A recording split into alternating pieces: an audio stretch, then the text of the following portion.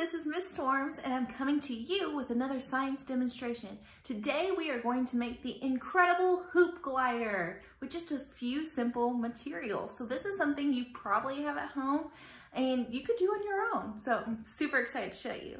Okay, so all you need is scissors, tape, a straw. If you don't have one at home, if someone's going out to a gas station or they're picking up something to eat, ask them if they can pick one up for you.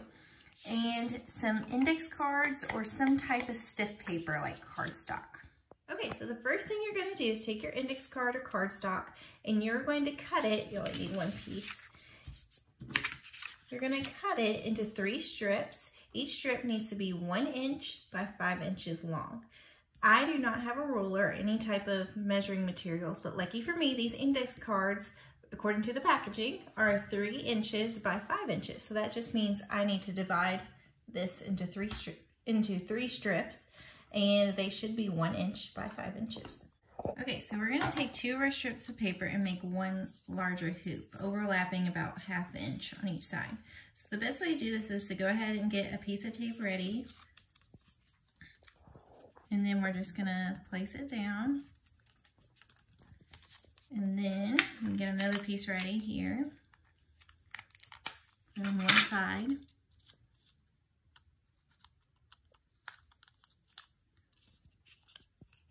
And overlap it about 1/2 inch. So there's our large hoop. And then we're gonna take our last strip of paper and make a smaller hoop. Just like this. It might be easier if you have somebody else to help you.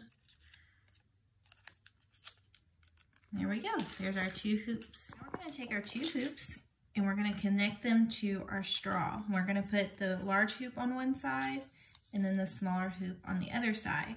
Make sure that you're taping the straw inside the hoop. I'm gonna do that now.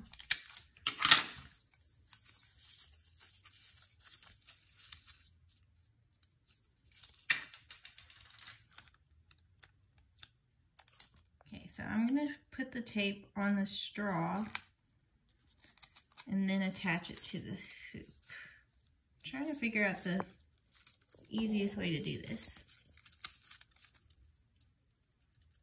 Like I said, if you have somebody to help you out, it might be just a little bit easier.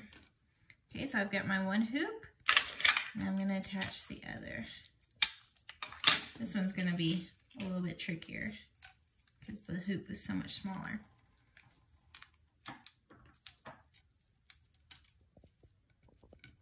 There we go, that helps to put it on the table just like I did. There's our glider. Okay, so we have our hoop glider complete.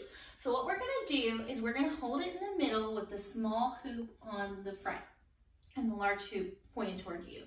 Now we don't wanna throw it just straight, we wanna do it slightly upward, okay? So not like this, just a little bit up, and then we're gonna toss it to see what happens. And a glider should glide just like a paper airplane. I've heard that this can actually work better than a paper airplane. So let's see how it works. Ready? We did it! We made a hoop glider. You could so make a game out of this by creating a target with points, and it was much safer than darts. So this is something you could do at home and make it a competition. How fun is that? Okay, so the big question is, how does this work? How did our hoop glider fly so well?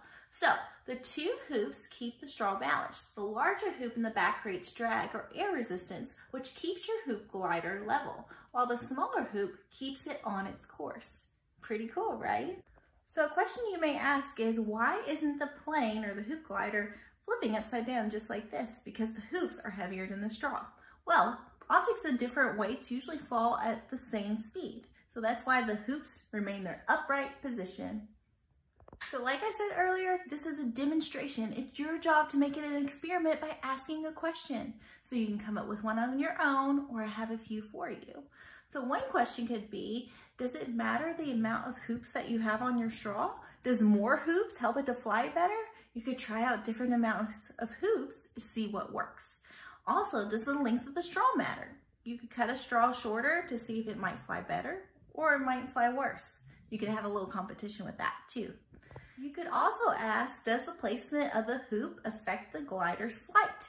So you could try the hoops in the middle, you could switch them out and see what happens. But it's your job to ask one of those questions and get to experimenting. I would love to see the results of your experiments on our Facebook page in the comment section below. You can post a video or you post some pictures. I would love to see what you tried out at home. Bye.